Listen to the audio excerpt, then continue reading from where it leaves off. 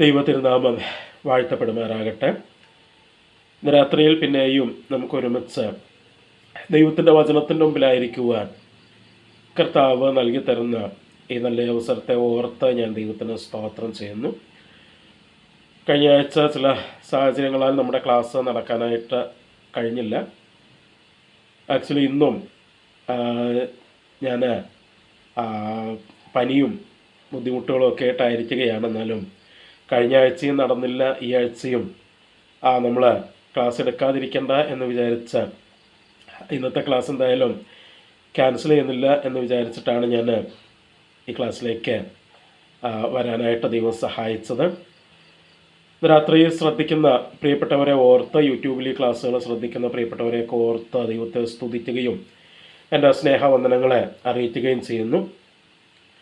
എഫേസ്യ ലേഖനം 2-ാം അധ്യായത്തിലാണ് നമ്മുടെ പഠനം കഴിഞ്ഞ ദിവസം എത്തിയത്. എഫേസ്യ ലേഖനം 2-ാം അധ്യായത്തിൻ്റെ 14-15 വാക്യങ്ങൾ നമ്മൾ കഴിഞ്ഞ ദിവസം ചിന്തിച്ചു. ഇന്ന് നമ്മൾ അവിടെ നിന്ന് അല്പം കൂടെ മുൻപോട്ടേക്ക് പോകാനായിട്ട് ആഗ്രഹിക്കുകയാണ്. നമുക്ക് 14 മുതൽ 18 വരെയുള്ള വാക്യങ്ങൾ ഒരുമിച്ച് നമുക്കൊരിക്കൽ കൂടെ വായിക്കാം. എഫേസ്യ ലേഖനം 2-ാം അധ്യായം അതിൻ്റെ 14 മുതൽ 18 വരെയുള്ള വാക്യങ്ങൾ. അവിടെ നമ്മളിങ്ങനെയാണ് വായിക്കുന്നത്: അവൻ നമ്മുടെ സമാധാനം, അവൻ ഇരുപക്ഷത്തെയും ഒന്നാക്കി ചട്ടങ്ങളും കൽപ്പനകളുമായ ന്യായപ്രമാണം എന്ന ശത്രുത്വം തൻ്റെ ജഡത്താൽ നീക്കി വേർപാടിൻ്റെ നടുച്ചുവർ ഇടിച്ചു കളഞ്ഞത് സമാധാനമുണ്ടാക്കിക്കൊണ്ട് ഇരുപക്ഷത്തെയും തന്നിൽ ഒരേ പുതുമനുഷ്യനാക്കി സൃഷ്ടിക്കുവാനും ക്രൂശിന്മേൽ വെച്ച് ശത്രുത്വം ഇല്ലാതാക്കി അതിനാൽ ഇരുപക്ഷത്തെയും ഏക ശരീരത്തിൽ ദൈവത്തോട് നിരപ്പിക്കുവാനും തന്നെ അവൻ വന്ന ദൂരത്തായിരുന്നു നിങ്ങൾക്ക് സമാധാനവും സമീപത്തുള്ളവർക്ക് സമാധാനവും സുവിശേഷിച്ചു. അവൻ മുഖാന്തരം നമുക്ക് ഇരുപക്ഷക്കാർക്കും ഏകാത്മാവിനാൽ പിതാവിങ്കിലേക്ക് പ്രവേശനമുണ്ട്. ഇപ്പോൾ നമ്മളോട് വായിച്ചത് അതിൻ്റെ 14-15 വാക്യങ്ങൾ കഴിഞ്ഞ ആഴ്ച നമ്മൾ ചിന്തിച്ചു. അവിടെ നമ്മൾ പറഞ്ഞതാണ്, യഹൂദന്മാർ അല്ലെങ്കിൽ ഇസ്രായേല്യരും ജാതികളും വിജാതീയരും എന്നുള്ള നിലയിൽ മനുഷ്യരെ മൊത്തത്തിൽ 2 ഗ്രൂപ്പായിട്ട് വേർതിരിക്കപ്പെട്ടിരുന്നു. ആ വേർതിരിവിൻ്റെ അടിസ്ഥാനം എന്ന് പറയുന്നത് എന്താണെന്ന് വെച്ചാൽ ചട്ടങ്ങളും കൽപ്പനകളുമായ ന്യായപ്രമാണം ആയിരുന്നു. എന്നാൽ യേശു ഈ ചട്ടങ്ങളും കൽപ്പനകളുമായ ന്യായപ്രമാണത്തെ അത് ഇടിച്ചു കളഞ്ഞ്, ആ വേർപാടിൻ്റെ നടുച്ചുവർ ഇടിച്ചു കളഞ്ഞ് ഈ യഹൂദനെയും അല്ലെങ്കിൽ ഇസ്രായേലരെയും വിജാതീയരെയും ഒന്നാക്കി തീർത്തു. അവൻ ഒന്നാക്കി തീർത്തു. അപ്പം അതാണ് നമ്മൾ കഴിഞ്ഞ ക്ലാസ്സിൽ നമ്മൾ പറഞ്ഞത്. അപ്പം അവൻ ഒന്നാക്കി തീർത്തു എന്ന് പറയുമ്പോൾ അതിൻ്റെ 15-ാം വാക്യത്തെ നമ്മൾ വായിക്കുന്നത്, അവനങ്ങനെ സമാധാനം ഉണ്ടാക്കിക്കൊണ്ട് ഇരുപക്ഷത്തെയും എന്ന് പറയുമ്പോൾ ഇസ്രായേലരെയും വിജാതീയരെയും ഈ 2 പക്ഷത്തെയും ഒരേ പുതു മനുഷ്യനാക്കി അവൻ സൃഷ്ടിച്ചു. അതായത് അതുവരെ 2 ഗ്രൂപ്പായിട്ട്, മൊത്തം മനുഷ്യർ 2 ഗ്രൂപ്പായിട്ട് നിൽക്കുകയായിരുന്നു. ഇസ്രായേലരും വിജാതീയരും അല്ലെങ്കിൽ യഹൂദന്മാരും വിജാതീയരും എന്ന 2 ഗ്രൂപ്പായിട്ട് നിന്നിടത്ത് ആ ഗ്രൂപ്പായിട്ട് തിരിച്ചു നിർത്തിയിരുന്ന ആ വേർപാടിൻ്റെ നടുച്ചുവർ ഇടിച്ചു കളഞ്ഞിട്ട് അവൻ ഈ 2 കൂട്ടരെയും ഒരു പുതിയ മനുഷ്യനാക്കി തീർത്തു. നമ്മൾ കൃത്യമായിട്ട് മനസ്സിലാക്കണം. കാരണം വിജാതീയരെ അവൻ യഹൂദനാക്കുകയല്ല ചെയ്തത്, യഹൂദനെ വിജാതീയനാക്കുകയും അല്ല ചെയ്തത്. നമ്മളൊക്കെ പലപ്പോഴും ഐക്യമുണ്ടാക്കാനായിട്ട്, സമാധാനം ഉണ്ടാക്കാനായിട്ടൊക്കെ ചെയ്യുന്നത് മറ്റുള്ളവരെ നമ്മളെ പോലെ ആക്കുക, അല്ലെങ്കിൽ നമ്മൾ മറ്റുള്ളവരെ പോലെ ആകുക. അതാണ് നമ്മൾ ചെയ്യുന്നത്. പക്ഷെ കർത്താവ് ഇവിടെ ചെയ്തത് 2 ഗ്രൂപ്പ് ആളുകൾ, യഹൂദന്മാരും വിജാതീയരും, അവിടെ ഇടയ്ക്ക് വേർപാടിൻ്റെ ഒരു നടുച്ചുവരുണ്ടായിരുന്നു. ആ നടുച്ചുവർ ഇടിച്ചു കളഞ്ഞു. എന്നിട്ട് ഇവരെ 2 കൂട്ടരെയും ഒന്നാക്കി എന്ന് പറയുമ്പോൾ നമ്മൾ തെറ്റിദ്ധരിക്കരുത്, വിജാതീയരെ യഹൂദരാക്കുകയല്ല കർത്താവ് ചെയ്തത്. അപ്പോൾ തന്നെ യഹൂദരെ വിജാതീയരാക്കുകയല്ല ചെയ്തത്. പിന്നെന്താ ചെയ്തതെന്ന് വെച്ചാൽ ഈ യഹൂദനെ ഇവിടുന്ന് മാറ്റിയിട്ടൊരു പുതിയ മനുഷ്യനാക്കി മാറ്റി, വിജാതീയനെയും ഇവിടുന്ന് മാറ്റിയിട്ടൊരു പുതിയ മനുഷ്യനാക്കി മാറ്റി. അപ്പോൾ ഈ 2 കൂട്ടരെയും അവർ നിന്നിരുന്ന ആ പഴയ സ്ഥാനത്തുനിന്ന് പൊക്കിയെടുത്ത് മറ്റൊരു തലത്തിലേക്ക് ഇവരെ രണ്ടുപേരെ ഒരുമിച്ച് കൊണ്ടുവന്ന് നിർത്തി. അതാ കർത്താവ് ചെയ്തത്. അത് നമ്മൾ കൃത്യമായിട്ട് മനസ്സിലാക്കണം. അതാണ് ഇവിടെ പറഞ്ഞത്, ഇരുപക്ഷത്തെയും എന്ത് ചെയ്തു? തന്നിൽ ഒരേ പുതു മനുഷ്യൻ ആക്കി, ഒരു പുതിയ മനുഷ്യനാക്കി. പഴയ മനുഷ്യൻ എന്ന് പറയുമ്പോൾ യഹൂദനും വിജാതീയനുമായിരുന്നു. ഈ രണ്ട് കൂട്ടരെയും അവൻ അവിടുന്ന് പിടിച്ചു മാറ്റിയിട്ട് ഒരു പുതിയ തലത്തിലേക്ക് കൊണ്ടുവന്നു, ഒരു പുതിയ മനുഷ്യനാക്കി അവൻ മാറ്റി. അവിടെ ഇവർ തമ്മിൽ വേർതിരിവില്ല. പഴയ തലത്തിൽ ഇവർ തമ്മിൽ വേർതിരിവുണ്ട്. എന്നാൽ ഇവിടുന്ന് പൊക്കിയെടുത്ത് മറ്റൊരു തലത്തിലേക്ക് കൊണ്ടുവന്നു കഴിഞ്ഞപ്പോൾ ഈ വേർതിരിവ് ഇല്ലെന്നുള്ളതാണ്. ഇന്നും ദൈവമക്കളെന്ന് പറയുന്നവർ തമ്മിൽ സഭകളുടെയും സംഘടനകളുടെയും ഒക്കെ പേരിൽ വേർതിരിവ് വച്ചുകൊണ്ടിരിക്കുന്നതിൻ്റെ കാരണം എന്താണെന്ന് ചോദിച്ചാൽ, അവരിപ്പോഴും ആ പഴയ മേഖലയിൽ നിന്ന്, ആ പഴയ മണ്ഡലത്തിൽ നിന്ന്, ആ പഴയ തലത്തിൽ നിന്ന് അവർ കർത്താവ് അവരെക്കുറിച്ച് ഉദ്ദേശിക്കുന്ന പുതിയ തലത്തിലേക്ക് അവരെത്തിയിട്ടില്ലെന്നുള്ളതാണ്. അവിടെ എത്തിക്കഴിഞ്ഞാൽ പിന്നെ യാതൊരു വേർതിരിവുമില്ല, അവരൊന്നാണ്. അതാണ് കർത്താവ് ചെയ്തത്.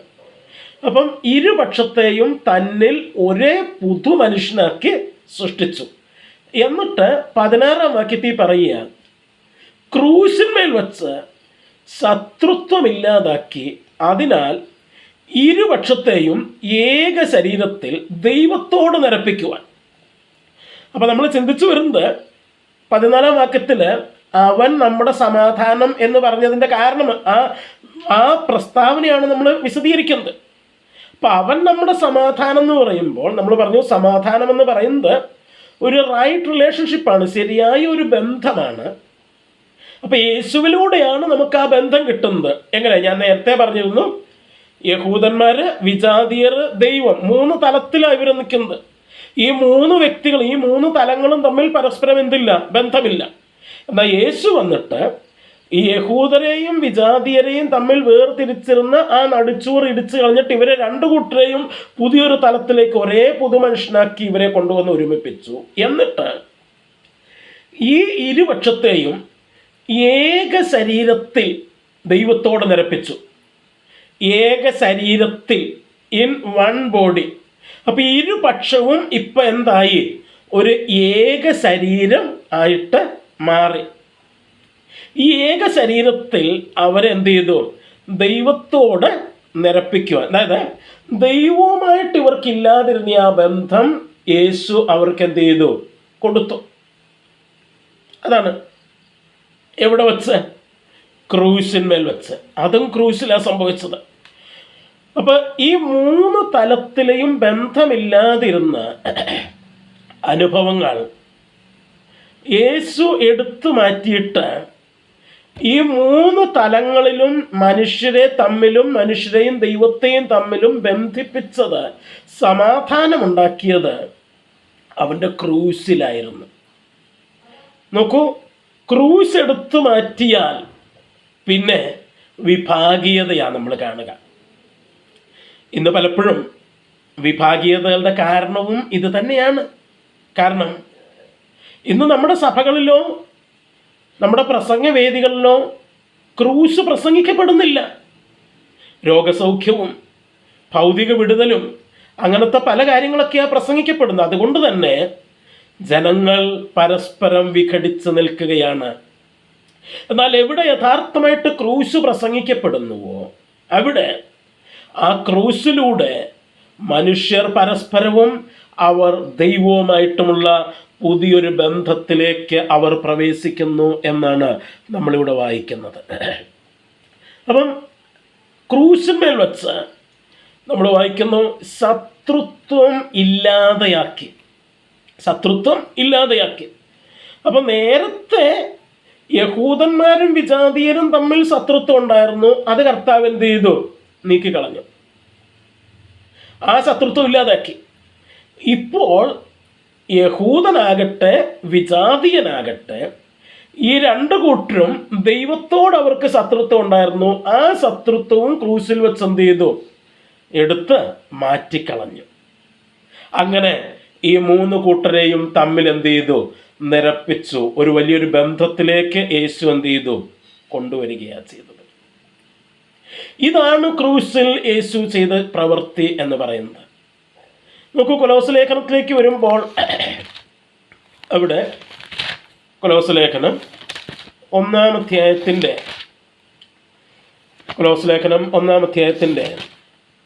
21-22 വാക്യങ്ങളിൽ നമ്മൾ വായിക്കുന്നത് എങ്ങനെയാണ്? മുൻപേ ദുഷ്പ്രവൃത്തികളാൽ മനസ്സുകൊണ്ട് അകന്നവരും ശത്രുക്കളുമായിരുന്ന നിങ്ങളെ അവൻ്റെ മുമ്പിൽ വിശുദ്ധന്മാരും നിഷ്കളങ്കരും കുറ്റമില്ലാത്തവരുമായി നിർത്തേണ്ടതിന് അവൻ ഇപ്പോൾ തൻ്റെ ജഡശരീരത്തിൽ തൻ്റെ മരണത്താൽ നിരപ്പിച്ചു. എന്താ അവിടെ പറഞ്ഞിരിക്കുന്നത്? മുമ്പ്, അതായത് ക്രിസ്തുവിലേക്ക് വരുന്നതിന് മുൻപ്, യേശുവിൽ വിശ്വസിക്കുന്നതിന് മുൻപ്, യേശുവിലേക്ക് വരുന്നതിന് മുൻപ് ദുഷ്പ്രവൃത്തികളാൽ മനസ്സുകൊണ്ട് അകന്നവരും ശത്രുക്കളുമായിരുന്ന നിങ്ങളെ. ഇപ്പം നമ്മുടെ പാപപ്രവൃത്തികളാൽ, നമ്മുടെ ജീവിതത്തിൽ നാം ചെയ്തുകൊണ്ടിരുന്ന തിന്മ പ്രവൃത്തികളാൽ, തെറ്റുകളാൽ ആരായിരുന്നു നമ്മൾ? മനസ്സുകൊണ്ട് അകന്നവർ. എവിടുന്ന്? ദൈവത്തിൽ നിന്ന്. മനസ്സുകൊണ്ട് അകന്നവർ. ആ പ്രയോഗം വളരെ കൃത്യമായിട്ട് ശ്രദ്ധിക്കണം. കാരണം ശരീരം കൊണ്ട് അല്ല. കാരണം ലോകത്തിലെ ഭൂരിഭാഗം ജനങ്ങളും അവർ ദൈവവിശ്വാസികളാണെന്ന് അഭിമാനിക്കുന്നവരാണ്. അവർ ദൈവത്തെ പ്രസാദിപ്പിക്കാനായിട്ട് പല കാര്യങ്ങളും ചെയ്യുന്നവരുമാണ്. നേർച്ച കാഴ്ചകളായിരിക്കാം, പൂജകളായിരിക്കാം, അല്ലെങ്കിൽ എന്തെങ്കിലും ക്രിയകളോ കർമ്മങ്ങളോ ഒക്കെ ചെയ്യുന്നവരാണ് അവർ. മാത്രമല്ല പലപ്പോഴും അവർ ദൈവത്തെ തങ്ങളുടെ അധരങ്ങൾ കൊണ്ട്, നമ്മുടെ വാക്കുകൾ കൊണ്ട്, നമ്മുടെ നാവ് കൊണ്ട് നമ്മൾ ദൈവത്തെ പുകഴ്ത്തുകയും മഹത്വപ്പെടുത്തുകയൊക്കെ ചെയ്യുന്നവരാണ്. ദൈവത്തെ ഉയർത്തി പറയുകയൊക്കെ ചെയ്യുന്നതാണ്. എന്നാൽ സത്യത്തിൽ ഇതൊക്കെ ചെയ്യുമ്പോഴും ഇവരിൽ ഭൂരിഭാഗത്തിൻ്റെയും മനസ്സ് ദൈവത്തിൽ നകന്നാണ് നിൽക്കുന്നത്. അതാ പ്രശ്നം. യെശയ്യാ പ്രവാചകനിലൂടെ ദൈവം ഒരിക്കൽ വിളിച്ചു പറഞ്ഞു, ഈ ജനം അധരം കൊണ്ട് എന്നെ ബഹുമാനിക്കുന്നു, എന്നാൽ അവിടെ ഹൃദയമോ എന്നെ വിട്ട് ദൂരെ മാറിയിരിക്കുന്നു. അപ്പം അധരം കൊണ്ട് ദൈവത്തെ എന്ത് ചെയ്യുക? മഹത്വപ്പെടുത്തുക. നാവ് കൊണ്ട് ദൈവത്തെ മഹത്വപ്പെടുത്തുക. പക്ഷെ മനസ്സുകൊണ്ട് എന്ത് ചെയ്യുക? ദൈവത്തെ വിട്ട് അകന്നിരിക്കുക.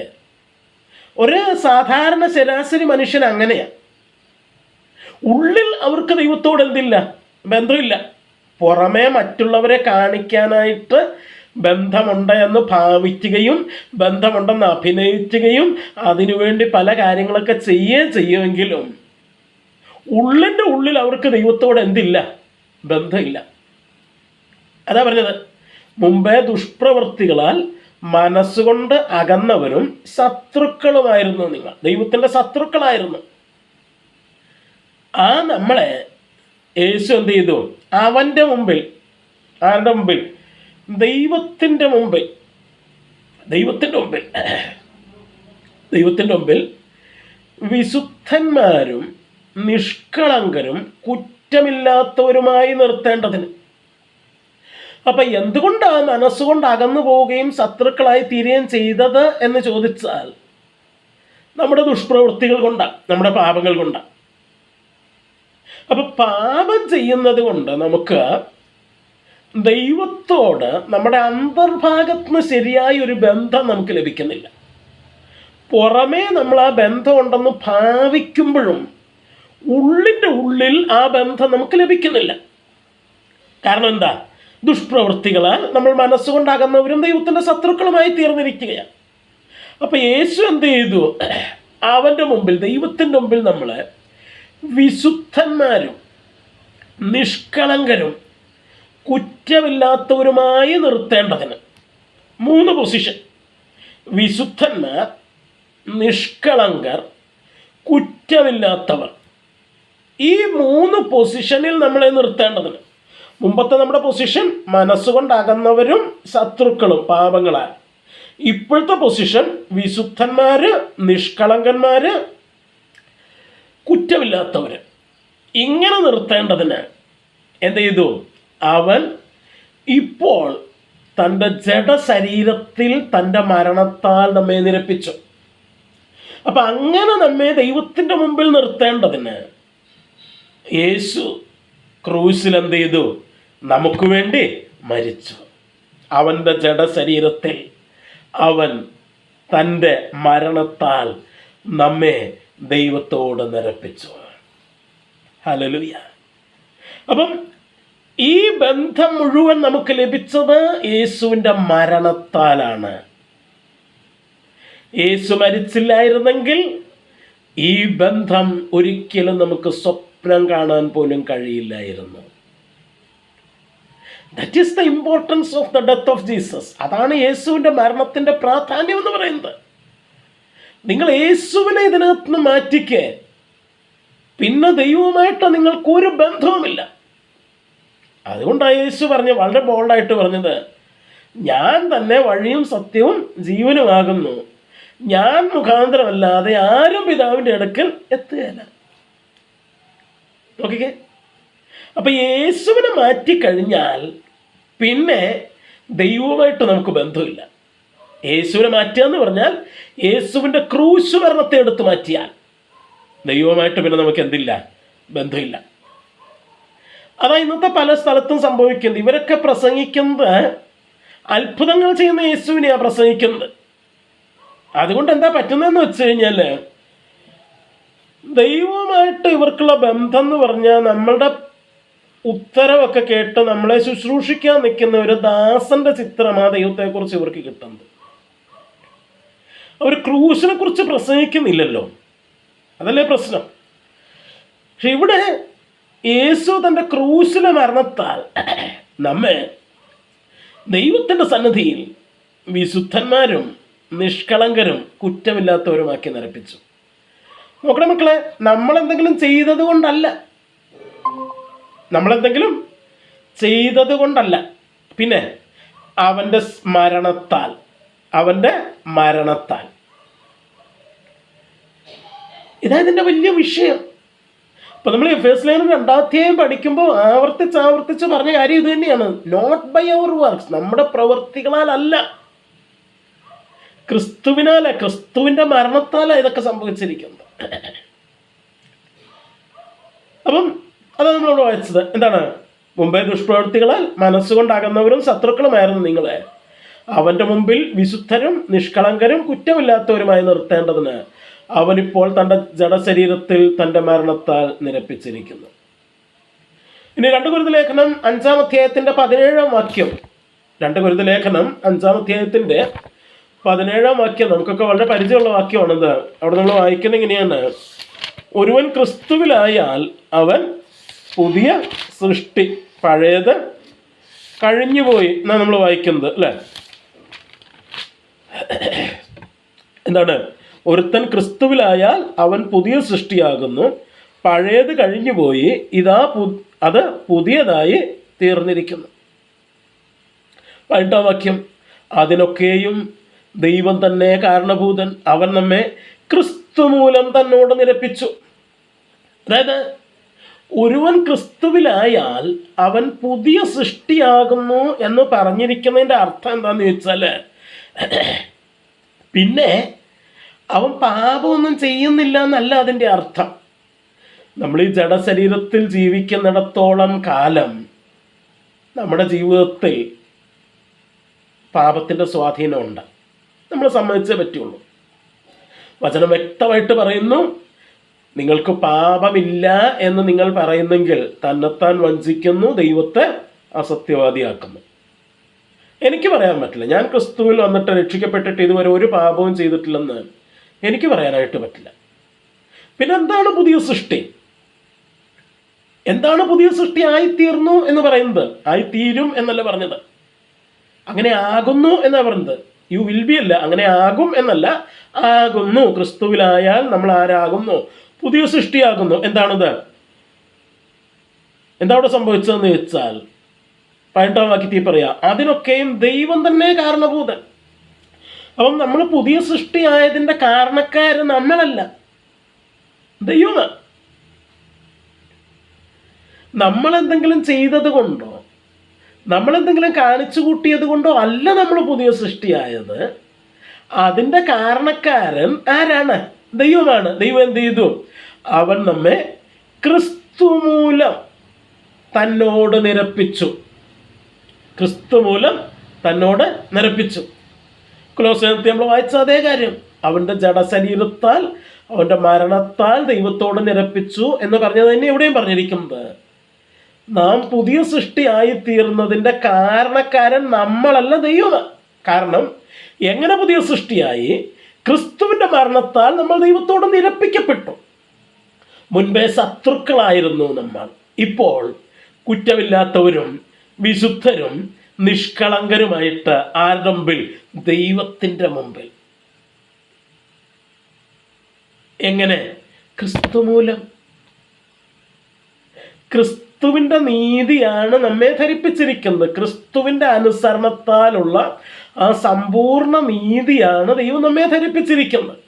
ഇപ്പോൾ ദൈവം നമ്മളെ നോക്കുമ്പോൾ, ക്രിസ്തുവിൽ വിശ്വസിക്കുന്ന ഒരു വ്യക്തിയെ ദൈവം ഇപ്പോൾ നോക്കുമ്പോൾ അവൻ കാണുന്നത് ആ വ്യക്തിയുടെ പാപങ്ങളല്ല, പിന്നെയോ തൻ്റെ പുത്രൻ്റെ നീതി, താൻ അവനെ ധരിപ്പിച്ച ആ നീതിയാണ് അവൻ്റെ മേൽ ദൈവം ഇപ്പോൾ കാണുന്നത്. അതാണ് പുതിയ സൃഷ്ടി. പണ്ടവൻ പാപിയായിരുന്നു. നമ്മൾ പറഞ്ഞു ദുഷ്പ്രവൃത്തികളാൽ മനസ്സുകൊണ്ട് അകന്നവരും ശത്രുക്കളുമായിരുന്നു പഴയ സൃഷ്ടി. ഇപ്പൊ പുതിയ സൃഷ്ടിയായി. എങ്ങനെ? വിശുദ്ധരും നിഷ്കളങ്കരും കുറ്റമില്ലാത്തവരുമായി. എങ്ങനെ? നമ്മളെന്തെങ്കിലും ചെയ്തിട്ടാണോ? അല്ല. അതിനൊക്കെയും ദൈവം തന്നെ കാരണഭൂതൻ. അവൻ ക്രിസ്തു മൂലം നമ്മെ തന്നോട് നിരപ്പിച്ചു, ഒരു ബന്ധത്തിലേക്ക് കൊണ്ടുവന്നപ്പോൾ ദൈവത്തിൻ്റെ മുമ്പിൽ ഞാനും നിങ്ങളും പുതിയ സൃഷ്ടി ആയിത്തീർന്നു. പുതിയ സൃഷ്ടി ആയിത്തീർന്നു. അതാണ് നമ്മൾ പറയുന്നത്. അപ്പം ഇതാണ് യേശു ചെയ്തത്.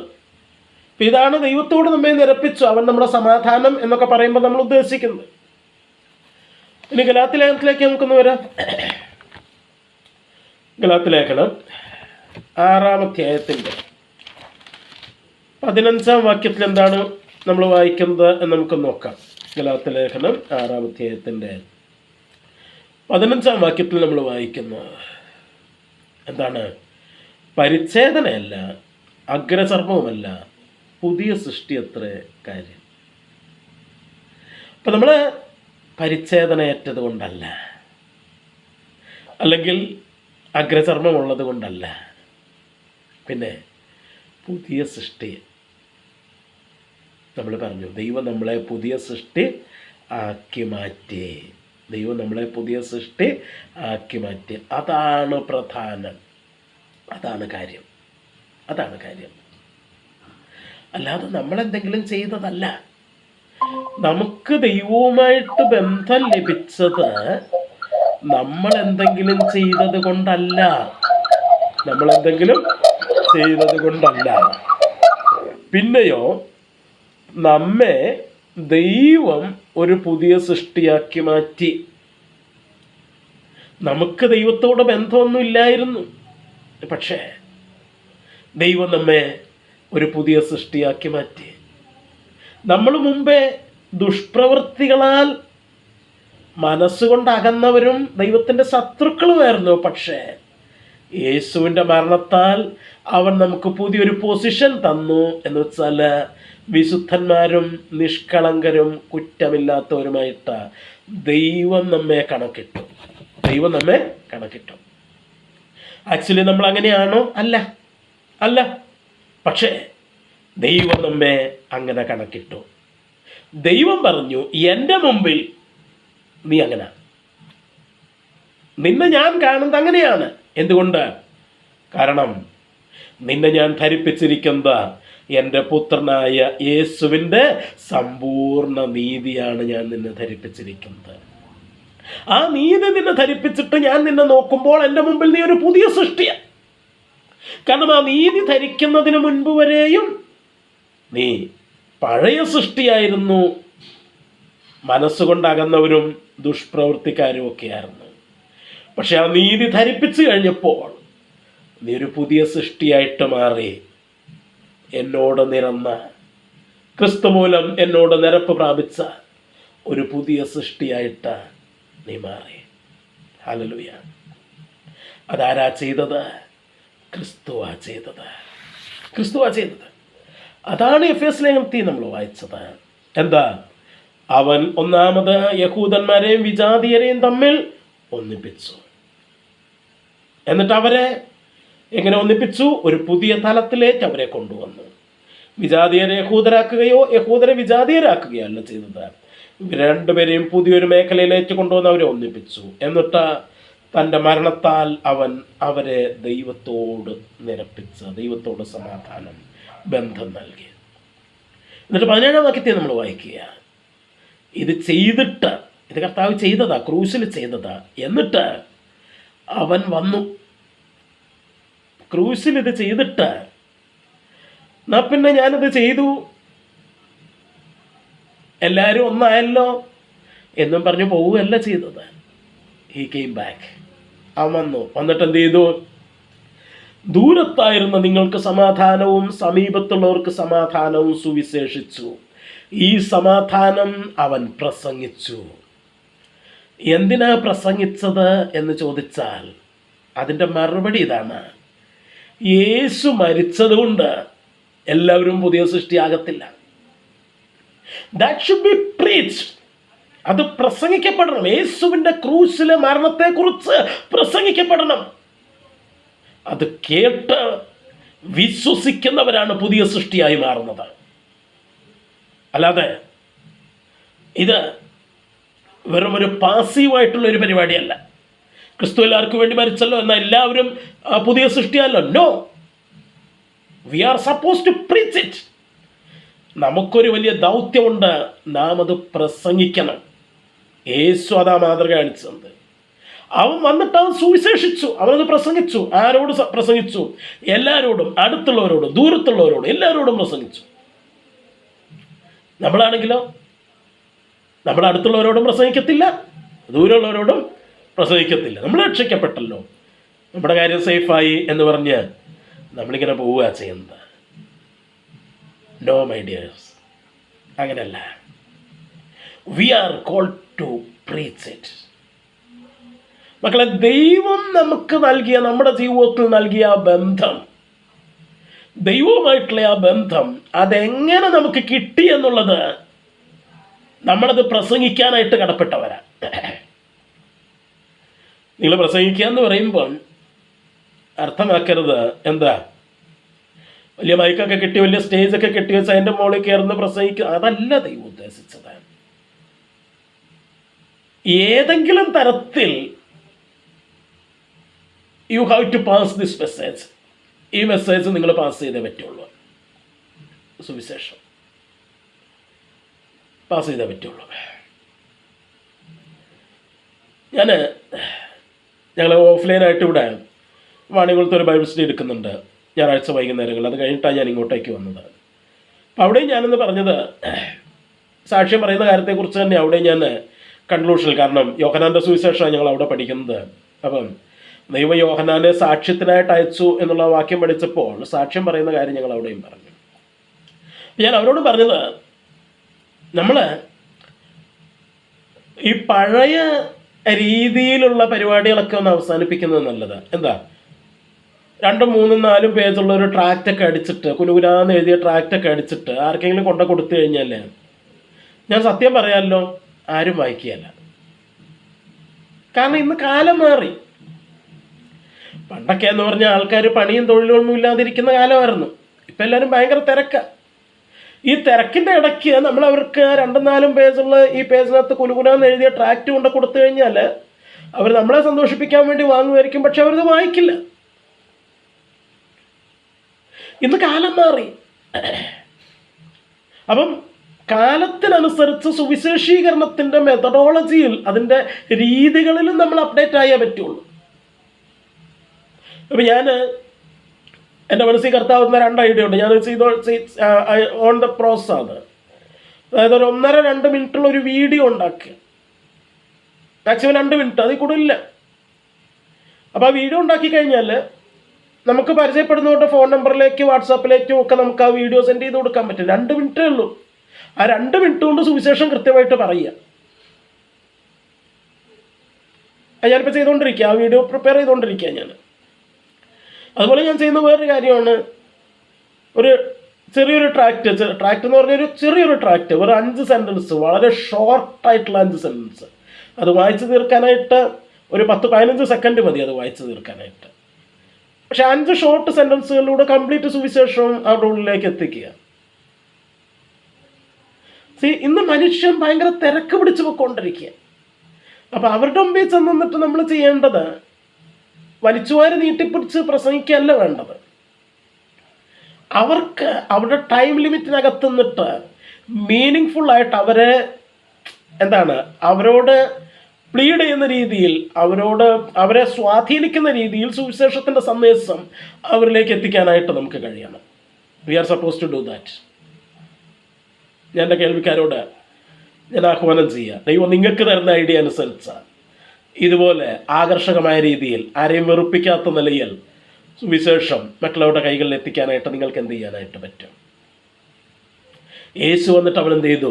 സുവിശേഷിച്ചു. ഈ സമാധാനം സുവിശേഷിച്ചു. നോക്കിക്കേ, അപ്പോസ്തല പ്രവൃത്തികൾ ഒന്നെടുത്ത്. അപ്പോസ്തല പ്രവൃത്തികൾ 10-ാം അധ്യായത്തിൻ്റെ 36-ാം വാക്യത്തിൽ നമ്മൾ വായിക്കുന്നത് എന്താണ്? അവിടെ നമ്മൾ വായിക്കുന്നത് എങ്ങനെയാണ്? അവൻ എല്ലാവരുടെയും കർത്താവായ യേശു ക്രിസ്തു മൂലം സമാധാനം സുവിശേഷിച്ചുകൊണ്ട് ഇസ്രായേൽ മക്കൾക്ക് അയച്ച വചനം. എല്ലാവരുടെയും കർത്താവായ യേശു ക്രിസ്തു മൂലം സമാധാനം സുവിശേഷിച്ചു. മക്കളെ, യേശു സുവിശേഷം പറഞ്ഞെങ്കിൽ അതിലും വലിയ വേറെ എന്ത് പരിപാടിയാണ് നമുക്കുള്ളത്?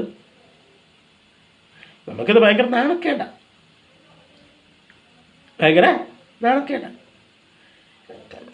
യേശു ചെയ്ത പരിപാടി അതാ. ദൈവം യേശുവിനെ ഈ ലോകത്തിലേക്ക് അയച്ചതിൻ്റെ ഒരു പ്രധാനപ്പെട്ട കാര്യം സുവിശേഷം പ്രസംഗിക്കുക എന്നുള്ളതാണ്. നമ്മളാരും യേശുവിനേക്കാളും വലിയ പുള്ളികളൊന്നും അല്ലല്ലോ. ആണോ? ചിലപ്പോഴൊക്കെ നമ്മൾ കേൾക്കാറുണ്ട്, ഈ വലിയ വലിയ ആൾക്കാരൊക്കെ കഴിയുമ്പോൾ, വലിയ ആൾക്കാർ എന്ന് പറഞ്ഞു കഴിഞ്ഞാൽ മനുഷ്യരുടെ മുമ്പിൽ കേട്ടോ, സെൻട്രൽ പാസ്റ്ററും പ്രസ്ഥാനത്തിൻ്റെ പ്രസിഡൻറ്റും പ്രസ്ബിറ്ററും സൂപ്രണ്ടും അങ്ങനെയൊക്കെ ആയിക്കഴിഞ്ഞാൽ പിന്നെ ഇവരൊന്നും സുവിശേഷം പറയാനായിട്ട് പോകത്തില്ല. അതൊരു ലീഡർഷിപ്പാണ്. എൻ്റെ പൊന്നു മക്കളെ, യേശുവിനേക്കാളും വലിയ ലീഡർമാരായിക്കഴിഞ്ഞ പ്രശ്നം. യേശുവിൻ്റെ ദൗത്യം എന്തായിരുന്നു? സുവിശേഷം പ്രസംഗിക്കുക. Why don't we do that? നമുക്ക് എന്തുകൊണ്ടത് ചെയ്യാനായിട്ട് പറ്റുന്നില്ല? ഒരു വാക്യം കൂടെ വായിച്ചിട്ട് ഞാൻ അവസാനിപ്പിക്കാം. യോഹന്നാൻ്റെ സുവിശേഷം 14-ാം അധ്യായത്തിൻ്റെ 27-ാം വാക്യത്തിൽ കർത്താവ് പറയുക, സമാധാനം ഞാൻ നിങ്ങൾക്ക് തന്നേച്ച് പോകുന്നു, എൻ്റെ സമാധാനം ഞാൻ നിങ്ങൾക്ക് തരുന്നു. ലോകം തരുന്നത് പോലെയല്ല ഞാൻ നിങ്ങൾക്ക് തരുന്നത്. നിങ്ങളുടെ ഹൃദയം കലങ്ങരുത്, ഭ്രമിക്കുകയും അരുത്. നോക്കിക്കേ, യേശു പറയുക, എൻ്റെ സമാധാനം ഞാൻ നിങ്ങൾക്ക് തരുന്നു. പലപ്പോഴും നമ്മൾ ഈ വാക്യത്തെ തെറ്റായിട്ട് വ്യാഖ്യാനിക്കാറുണ്ട്. നമ്മൾ പറയുന്നത്, രോഗമാണെങ്കിൽ അവിടെ യേശു നിങ്ങൾക്ക് സമാധാനം തരും, പൈസ ഇല്ലെങ്കിൽ അവിടെ യേശു നിങ്ങൾക്ക് സമാധാനം തരും, പ്രശ്നങ്ങളാണോ അവിടെ യേശു നിങ്ങൾക്ക് സമാധാനം തരും. തരില്ലെന്ന് ഞാൻ പറയുന്നില്ല. പക്ഷെ കർത്താവ് പറഞ്ഞു, ലോകം തരുന്നത് പോലെ അല്ല. മക്കളെ, ഇതൊക്കെ ലോകത്തിനും തരാനായിട്ട് പറ്റും. നിങ്ങൾക്ക് പൈസ ഇല്ലേ? ഇവിടുത്തെ ബോബി ചെമ്മണ്ണൂരോ അല്ലെങ്കിൽ അതുപോലത്തെ ആൾക്കാരൊക്കെ നിങ്ങൾക്ക് പൈസ തരാനായിട്ട് ഈ ലോകത്തുണ്ട്. അതായത് അവർക്കും അത് ചെയ്യാനായിട്ട് പറ്റും. അത് കിട്ടുമ്പോൾ നിങ്ങൾക്കൊരു സമാധാനം കിട്ടും. പക്ഷെ കർത്താവ് തരുന്ന അങ്ങനത്തെ സമാധാനമല്ല. കർത്താവ് തരുന്നത് ദ പീസ് വിത്ത് ഗാഡ്, ദൈവവുമായിട്ടുള്ള സമാധാനം. അത് അംബാനിക്കോ അദാനിക്കോ ബിൽഗേറ്റ്സിനോ ബോത്സയ്ക്കോ ഒന്നും നിങ്ങൾക്ക് തരാനായിട്ട് പറ്റില്ല. അത് തരാൻ പറ്റുന്ന യേശുവിന് മാത്രമാണ്. അത് ലോകത്തിൽ ആർക്കും തരാൻ പറ്റില്ല. യേശുവിന് മാത്രമേ ദൈവവുമായിട്ടുള്ള ആ ബന്ധമെന്ന യഥാർത്ഥ സമാധാനം നിങ്ങളുടെ ജീവിതത്തിൽ നൽകാനായിട്ട് കഴിയൂ. അതിൻ്റെ സാക്ഷികൾ, അത് പ്രസംഗിക്കുവാൻ കർത്താവ് നമ്മെ വിളിക്കുകയാണ്. കർത്താവ് നമ്മെക്കുറിച്ച് ഉദ്ദേശിക്കുകയാണ്. അവിടെ എഫേസ്യത്തിൽ നമ്മൾ വായിച്ചു, അവൻ വന്നു ദൂരത്തായിരുന്നവർക്കും അടുത്തുള്ളവർക്കും സമാധാനം സുവിശേഷിച്ചു. എത്ര വലിയ കർത്താവ്! അവൻ സമാധാനമുണ്ടാക്കി, അവൻ ആ സമാധാനം ഡിക്ലെയർ ചെയ്തു, വിളിച്ചു പറഞ്ഞു. പ്രിയമുള്ളവരെ, ഞാനിവിടെ നിർത്തട്ടെ. ദൈവം നമ്മെക്കുറിച്ചും ആഗ്രഹിക്കുന്നത് തന്നെയാണ്. ആ സമാധാനം യഥാർത്ഥത്തിൽ അനുഭവിക്കുക, ആ സമാധാനത്തിൻ്റെ സാക്ഷികളാകുക. ആയിരങ്ങൾ, പതിനായിരങ്ങൾ ദൈവവുമായിട്ടുള്ള ബന്ധമില്ലാതെ മനസ്സുകൊണ്ടകന്ന് അവർ പുറമെ അധരങ്ങൾ കൊണ്ട് മാത്രം ദൈവവുമായിട്ടുള്ള ബന്ധത്തിൽ മുൻപോട്ട് പോകുമ്പോൾ അവർക്കുള്ള സമാധാനം നമ്മുടെ പക്കലാണ്. നാം അത് വിളിച്ചു പറഞ്ഞില്ലെങ്കിൽ, നാം അവരെ അറിയിച്ചില്ലെങ്കിൽ നമ്മുടെ ഭാഗത്ത് തെറ്റാണ്. സോ നമുക്കതിനായിട്ട് നിൽക്കാം. ദൈവം നമ്മെ സഹായിക്കട്ടെ. ഈ വചനങ്ങളാൽ കർത്താവ് നമ്മെ അനുഗ്രഹിക്കട്ടെ.